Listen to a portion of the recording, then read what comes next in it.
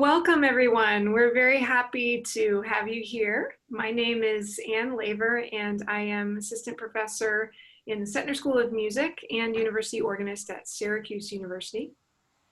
I'm here in the Zoom meeting room with my colleague Natalie Draper, who is Assistant Professor of Music Composition and Theory at Syracuse. Hi, Natalie.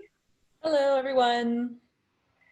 And we're also here with our research assistant for this project, Brianna Cofield, who is a junior sound recording technology major in the Setner School of Music. Brianna, say hello.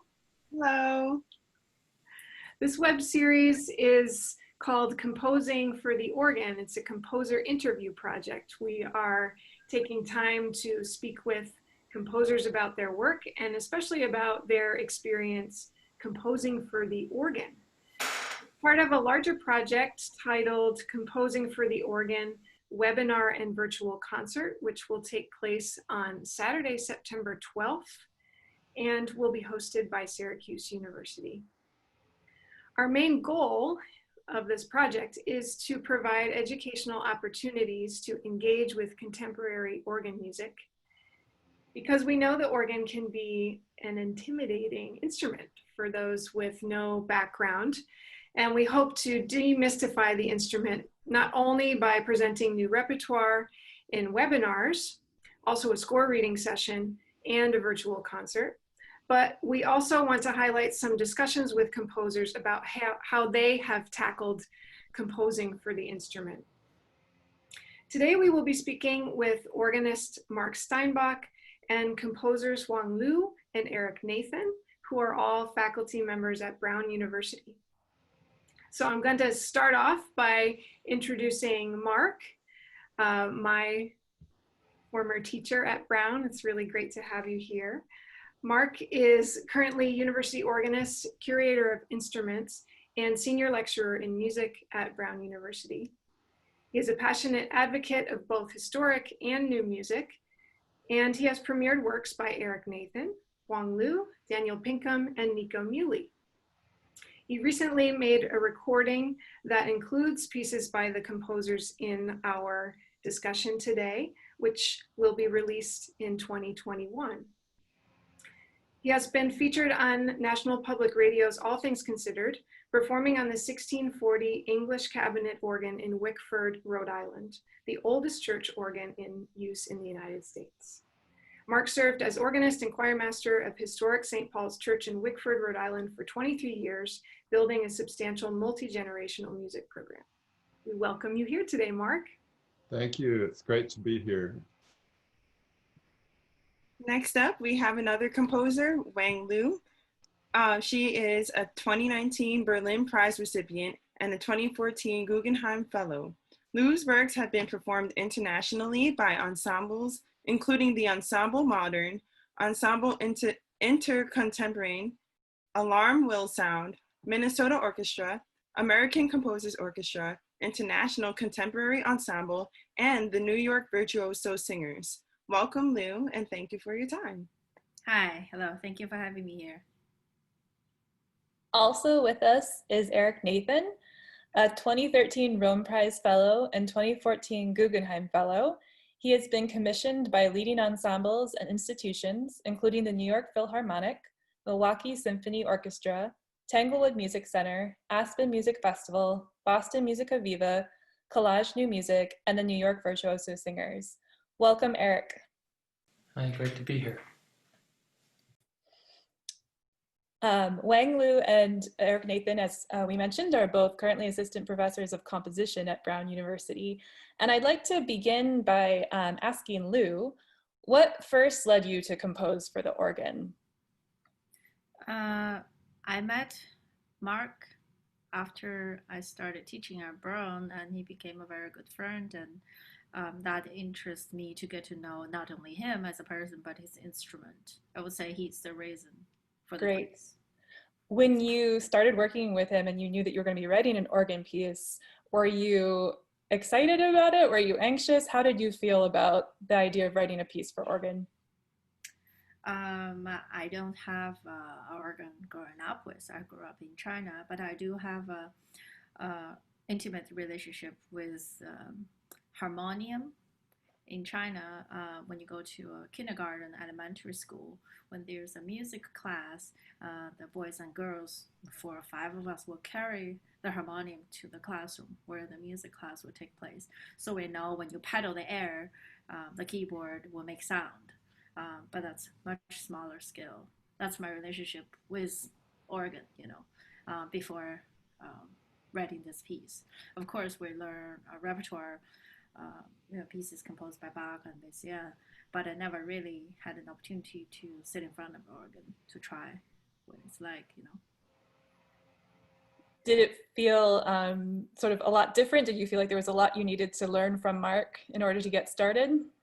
Yes, absolutely, yes. I think for the first time, I think Mark left me there, and for a while I couldn't get sound. Not just no sound. Yeah, it is definitely, let's say, non-predictable, and you need to learn something serious and systematically with someone who's an expert. Yeah, absolutely. I think that we've talked about this in a few of the interviews too, but it's a frustration of mine that the organ is not an instrument that really gets covered in orchestration classes. So it's really, and it is so specific. You do kind of need to just sit down and work with it and work with someone who knows what they're doing. But what about you, Eric? How was your experience with the organ initially? Did you find it sort of overwhelming, or were you excited? What was it like? Well, I guess I started knowing kind of how my initial relationship with the organ began when I was a young trumpet player, and I'd be playing Easter services and other church services with organ. And then after the rehearsal, I might sneak over to the organ and play a few notes, usually playing one of the very lowest notes so you really hear the sound in the hall that really envelops you. But at Brown, my first piece writing for the organ was this piece for Mark, and it came at Mark's invitation. And then, as Lou had said, he introduced us to the organ. He gave me a demo session, but he also gave me the key to the organ too. And so that was an amazing experience to just go in after hours and have a few hours there to just experiment and explore. And I really wrote the piece at the organ, and it came about really through the experimentation and the physicality of playing. And I think that there are elements of the piece that came about because I was able to experiment with it, and perhaps to the potential difficulty of the organist, where I keep switching manuals, a lot of manual switching, which I set them to different dynamic levels, and this was something kind of new for me. It made me think like I was manipulating the mechanics of the organ to creative ends, though, as Mark can attest, it created quite an acrobatic feat in the end, but it was a great fun to have worked on. Great, thank you so much. Yeah, I was going to add here, we didn't mention this, and we should have in the opening, but each one of our composer guests today has written a piece for organ for Mark. Eric's piece is titled Immeasurable and was premiered in 2016, as was Lou's piece called Missing Absence, and Mark premiered both of those in Notre Dame Cathedral in Paris. So that's very special, considering it's impossible to get at that instrument for the foreseeable future. So tell us a little bit about your experience working with these composers, Mark, from an organist perspective. What did you have to help them with initially? Could you tell us a little bit more about that? Well, they're both brilliant and a pleasure to work with.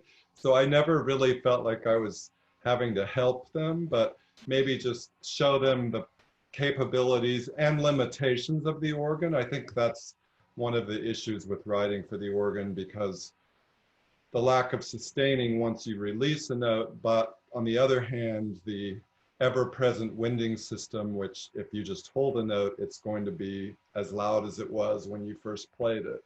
So I think just explaining those limitations and then writing for the pedals, what the pedals could actually do. I think I remember, well, both of you wrote a fair amount of double pedal.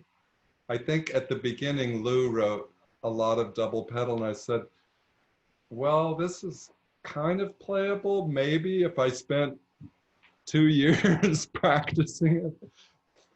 There were other issues with Eric's piece in changing manuals quickly, which he kept, and I basically had to completely relearn my technique. Instead of moving laterally, I had to practice moving up and down extremely quickly. But, you know, it was cool because working with both of them, they sort of took the limitations of the instrument, but also maybe they thought of things that could be done with the instrument that a lot of other people had never imagined before, which was very cool. Yeah, we've been talking to both organist composers and composers who don't have experience as a practicing organist, and it's very interesting to compare and contrast the responses to the instrument. You know, composers that didn't grow up playing the organ have a very different way of coming at it, and very creative sometimes, things we wouldn't think of doing. I found both of their approaches to the instrument to be very fresh and refreshing, you know, not having necessarily the background of playing Widor and Bach and all of those things on a pipe organ. Yeah. They brought new approaches to the instrument. Yeah. Well, go ahead, Natalie. Oh, I was just going to say, speaking of some of the new approaches, I was wondering if Lou and Eric, if you could talk a little bit about maybe particular things that you found gratifying about writing for organ, and then particular things that you found challenging about it in this process. So maybe we'll start with you, Lou. Thank you. Mark gave such a compliment to both of us. It's very kind of him. I think the challenge is also the reward for me because I'm a pianist. So I think about keyboard. You know, you can't really detach yourself. Then you try something on the organ, then you try something on the piano, and then you go back to the organ. You realize a lot of those notes that are improvisatory or which are more inharmonic, sound much louder and dirtier on the organ, practically speaking. So that's the first thing you immediately realize, and it's just not only how you choose a timbre on the organ, but also how you listen, and the dynamics too.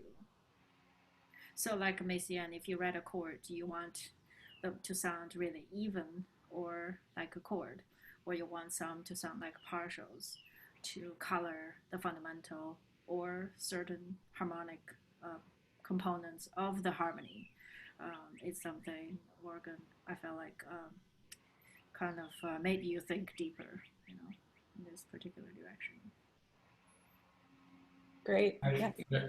Yeah, I felt the elements that were the most frightening to begin with ended up being the ones that were most rewarding in the end. So it was the limitation of dynamics, in which, of course, you can set different manuals to different dynamics. You can use the swell box a little bit, but it's not like playing a piano where you can really, in such quick succession, play a phrase that really has a very nuanced shape, like you would on a grand piano. So that, and also the element of sustain that Mark mentioned as well. That very different. I'm a pianist as well, so kind of getting out of that world was tricky. But both of those kind of challenges made me try to seek solutions. So of course, having flipping between the manuals, but also using the manuals as a sustain for a note, like creating a reverb effect, like a note would stick in one manual after being in a heavy attack in another manual, and so you got the sustain that the organ doesn't really have. Well, I guess it has a sustain if you really hold the note, but you don't get the attack and then a soft pitch beneath it. Then the registrations, that was really very challenging at the beginning, but it really made me think of the organ as an orchestral instrument, in that it's really orchestration, and that we're just adding different instruments to create the bigger timbres and textures. And I felt that I would recommend to composers that if you can get to an organ and experiment with an organ, it's so important, because I feel like as when Mark then played in Notre Dame, and he then played in Berlin, the organs have all different sounds to them, and also a different organ in Providence. They have the registrations have different timbres, and to have really spent the time to know the sound that I wanted, when we then rehearsed at an organ in another church in Providence, I was able to say, well, this is not the sound that I want. We have to figure out what the other stops are. Maybe try the 4-foot on here. And so I felt like I had a vocabulary then to kind of get to that sound that was in my ear. But I think the most thrilling aspect of the organ is just the sheer dynamic variation of this loud that can just shake your whole body, and then the incredible soft that you can have when you close all the boxes. Yeah, absolutely. Yes, so this is another question for both Lou and Eric. Along with some of the challenges with the organ, the organ is such a unique instrument. Have you found any particular compositional techniques or procedures that you have found especially suited to the organ that may help you and other organists? Maybe Lou can start. I think that also came from, as Eric mentioned, when Mark played our pieces on different organs. Like in my case, the beginning of the piece built on the D harmony, and when he played the piece on the mean tone tuned organ, it is totally different harmonic context. And then equal temperamental other tuning systems. So I think for me is to think about harmony and how it could work, or what it can evoke when the tuning changed and move on to a different instrument. It's unpredictable, but how can you make a harmonic logic and sonority that could potentially still work when you switch a different system in a subtle way? I remember you said, Lou, after hearing your piece played on several different organs, wow, it's a completely different piece every time you play it on a different instrument, which is true, The composer gives us their ideas, and then I go to an instrument, and a historic instrument, oops, it doesn't have the keys that Lou asked for. So I guess I bring this section down an octave, or what do I do here? It doesn't have the 1 foot that Eric asked for. So do I just use a 2-foot and play it at pitch? So there are all these choices, the composers make their suggestions, and then we as the organist arrive at the instrument with a different set of ingredients in the cabinet in order to make this recipe work, So I find Mark's playing remarkably consistent, because I lay different performances on top of each other because they're from different tuning systems. They actually can line up for most of the piece, which is really impressive. So you can hear the fighting of the tunings of different organs, the same piece. Just for my own interest, I did. We need to release that one. That would be cool. So you couldn't tell if it's 3 people, but it's like, what is it? What the distance is, and from different tuning, or a major third, not so big major third or a minor third, and the octave is smaller, all that. But then in terms of time, he has very even control. It actually lined up, because a lot of the notes I had tuplets and legato and fermato, and it's really, really fun. And I think one of the beauties about composing and music making is that if we write something, if we're notating it down, different performers bring themselves to it, and the piece can live in different light. And I feel like my pieces are like children that go out into the world and I see them become different people with different performances. But working with the organ, as Lou was mentioning, is kind of an interesting experience in that we have the same performer who performing consistently, but then the instrument itself is quite different. And I might liken it to writing vocal music in that if the singer you're working for just doesn't have that high note on that day, can you be flexible as a composer to say we want the performance to convey the musical meaning as importantly and powerfully as possible? What could we do? Could we bring it down a fourth, for instance? And so when Mark went and played in Dresden, he was saying, yeah, we don't have the upper notes here, we don't have the lower few notes, and so we had to recompose parts of the piece. There's also different sounding stops to it. It was also about a whole half step lower in pitch, so that was a first for me to hear a piece in a different key entirely that I wrote. But it's also unexpected delights too, and just seeing how a piece can grow and how really your relationship with the performer grows too. You get to kind of see, I could see my own practice in a new light in that way. I about had a heart attack when I realized that the Dresden organ didn't have a low C sharp, which featured prominently in the end section of your piece, Eric. And I thought, oh, great. I checked out all of these pieces. I'm going to make this recording on this instrument, and it doesn't even have the low C sharp. But I'm calling Eric from the console, you know, in Dresden, and I played different things. We worked through it. It was very cool how flexible both of them have been through the process of working on different instruments. Well, I have to say that Mark has also been so flexible in that I created this choreography between the manuals, like rapid jumping for the Brown sales hall organ, but then the French organ in Notre Dame had the manuals in different order, so he had to learn a totally different choreography, and he took it in stride. He's like, oh, I learned it here for this performance. I have to learn it a different way. So he also kind of relearned parts of his own instrument for our music. So really, real dedication. There was that. That's part of the fun of being an organist. You got to be ready to problem solve at whatever instrument you're asked to play a piece on. But it sounds like both of you, both of our composers here, you've been quite flexible and willing to let some control go. I suppose, you know, when these pieces go on to somebody else's hands, you have to relinquish even a little bit more control. So that must be a different experience for you as composers.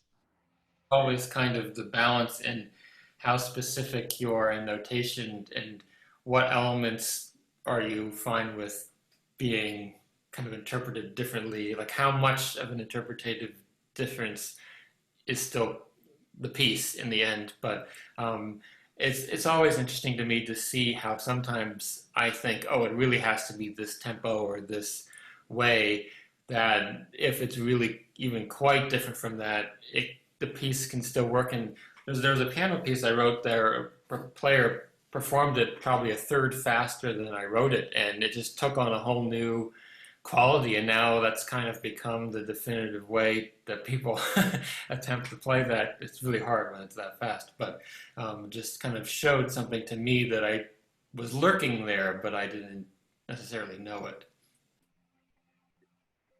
So Mark, here's another question for you. We've heard a little bit about your experience bringing these pieces to life. I wonder if you could speak a little bit more broadly about working with other living composers in addition to Lou and Eric, and what do you enjoy about premiering works or playing brand new music, and what is difficult about that? I remember working with Daniel Pinkham, and I was playing in Mechanics Hall. It was the first time I had played the piece for him. And he said, no freedom, just play what's on the score. I found that challenging. So he didn't really want any interpretation at all. He said, I mean, he did one interpretation, I'm sure, but he said, play it very strictly, just play what's on the score. And so that was challenging, but that was fine. I find it super interesting, the going back and forth, like working with Eric and Lou. I think both of them had tempo markings, metronome markings, and, you know, I would say, could this part maybe be a little slower or faster? And both of them were very flexible with that. But I really enjoyed playing things for them and having them say, well, maybe this or maybe that. I know when I played Nico Muley's pieces for him, the O antiphons, he was interested in experimenting with a lot of different registrational choices. And even though he had said X, he was willing to go with Y. So I found actually working with living composers, they tend to be a lot more flexible than when we are trying to be true to urtext and do everything that these dead composers said. You know, we, as scholars, performer scholars, we spend all of this time doing research on performance practice and trying to get it right. But working with living composers, both Eric and Lou at certain points said, oh, that pitch isn't that important. Like, I'm hearing this more as a, what would you say, Eric? What did you say? As a both of you said you're thinking about timbre maybe more than specifically pitches in certain places, and you're thinking gesturally, and it's really interesting. Or certain times, what I really want is a quick tempo, like you don't have to exactly play all the notes that are on the page. I don't know if that's what you were getting at, but those are the things that immediately came out to me. Yeah, definitely. Thank you. We get so worried, I think, as performers about the little tiny gritty details, and sometimes we forget the gestures and the things that usually come over time when we've had, you know, a longer period of time to live with pieces. But working with a living composer, I think, can get us there quicker. Right. That makes sense. So this is a question for everyone, Mark, Lou, and Eric. Is there any advice that you have for composers who are interested in writing for the organ? And also, do you have advice for organists who want to get more involved in contemporary music? So the first question, I would say, set the composer loose with a pedal board and let them just, you know, improvise and have fun playing an organ pedal board, because what is possible and what is not possible, I find to be the most important with the feet. And get the feet involved, you know, that's why we play the organ. Isn't it, Annie? Isn't that why we play the organ, for the feet? Yeah, sure. Definitely. I would say for composers, if you are writing a work for an organist, to really work with the organist through the process, either if they can give you access to working on the organ even for one session to just experiment with it. I think that was really helpful to me. But working with them across the process, if you're writing something, send them an excerpt, have them play it, go in to listen, because there's such differences that can come with the different registrations and just the different ways of playing it, that your MIDI or your piano at home is not, or keyboard at home or wherever you're working does not imitate the way that it's going to resonate in that space. One element too is that it does sound different when you're at the organ console than when you're in the hall. So I would also recommend walking around the space when you're hearing the organist play, or hearing the organ from different places. Because I know when we were in Cathedral Notre Dame, it was one of the most magical and beautiful experiences, and it was midnight and we were in there alone. And so how often do you get to hear Notre Dame completely quiet? So it was like meeting this space on a very intimate level, and we were all in the upper kind of area near the organ, but also you can walk in the galleries up there. And the sound is just unbelievably present and vibrant up there, and it really made me feel like, oh, I need to like dampen down a lot of these registrations. So we took off a lot of the reads, and then when we're sitting for the premiere the next day in the audience, I'm like, oh, it could really be a little bit louder, because I had a totally different experience hearing it. But if only people could also hear it upstairs too. I think that was also a very special experience as well. Yeah, I agree with both of them. Maybe I can supplement with something. Just to say, when you're writing for an organ, you cannot think about you're writing for the organ. You just have to write your own music. You have to work with the performer, of course, but in the end, you listen to the repertoire. You might not like much of it, but it will not stop you from writing your own music on this instrument. Well, now we know how you feel about organ music, Lou. No, I love a lot of it. I'm just saying, if you happen to hear things you don't agree with, and that probably, and I'm pretty sure will not represent the entire repertoire, and we have no way to know all of it, should not be a turn off, because you have to say your own words and tell your own story, right? And it's just a different tool. I think that's great advice. That was a challenge for me in getting into writing for the organ, was just that I had a hard time hearing my own voice in the repertoire. But the more you listen to, especially the things that have been written more recently, the more that's possible. And I think if you are just sitting at an organ and playing with it yourself and sort of finding what you can find there, that's great advice. I would encourage, most organists are, you know, when they're going to conservatory for training, you're surrounded by composers, but organists are off doing their thing, learning repertoire. Like, make connections with composers, make connections with other musicians besides performers, because it's so enlightening. And yeah, that would be my suggestion. And I think you can also, composers can also realize too, I really, when I was working with the organ, was really thinking of it as an electronic instrument, like working with electronics. Like, it's like a synthesizer in a sense. And it was, I think that if you think about it in that light too, I think some composers who, if they don't see themselves in the repertoire, could see this is just an instrument that is an unbelievably huge instrument, one of the largest instruments, and what can how can you use this in a way that expresses yourself today? That's great. I mean, this advice is wonderful.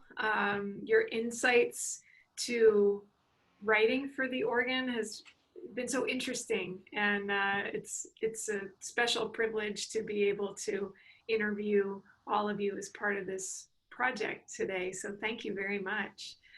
We're going to try to share a screen of our composer websites, and we encourage anyone who's watching to visit Lou's website, visit Eric's website.